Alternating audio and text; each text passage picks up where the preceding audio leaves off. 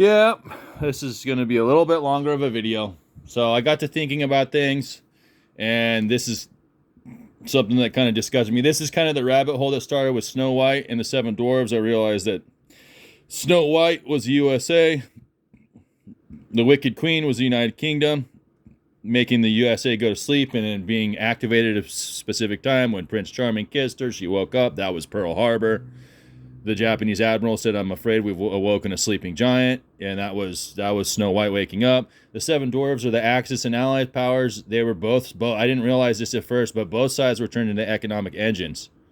So this is what you would call the super ultra mega narcissist that's like causing World War II to turn countries into economic machines. So that's like, and this Snow White came out 2 years before World War II, so they were like already programming society and also telling each other how they were going to behave and what they were going to do on a smaller scale, like the leaders of countries. And I got thinking about it, I'm like, well, if they're doing that with Snow White, what the fuck are they doing with their other films?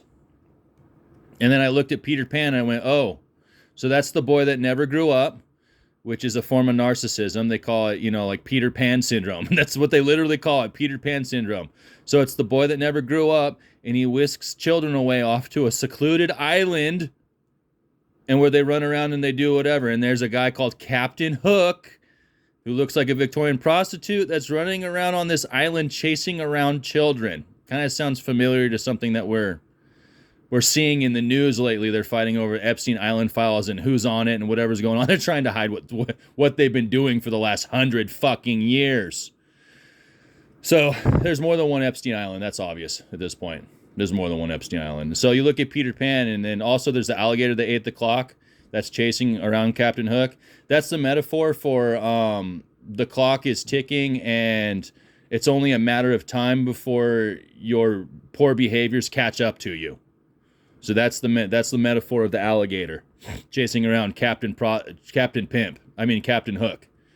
And then you go look at Pinocchio, and it's the same thing. It's a bunch of people who turn into jackasses that go to an island because they behave too poorly, and it's called Pleasure Island. It's called Pleasure Island. And so you start looking at all the other films, and you're like, okay, so Aladdin, everybody knows that there was sex written in the smoke at some point in time during the film of Aladdin. And these little snippets that people told us about that became public, it's like, oh, ha ha ha ha. Some illustrator got mad because they're getting fired, and they wrote sex in the smoke, during an Aladdin scene. Or, oh, why does the Little Mermaid's original cover have a penis in the castle? Right? It's like, oh, another illustrator got mad, and before he got fired, he drew a penis in the castle or whatever and hid it. Like, no, there's a pattern here.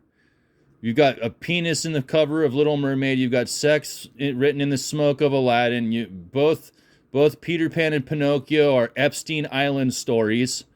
And what we don't realize is that this whole time Disney has been grooming our children subliminally to be Epstein Island, basically.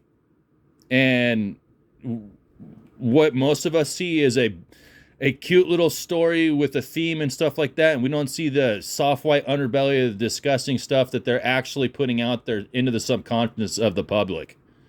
So yeah, I don't know what to say besides don't throw up.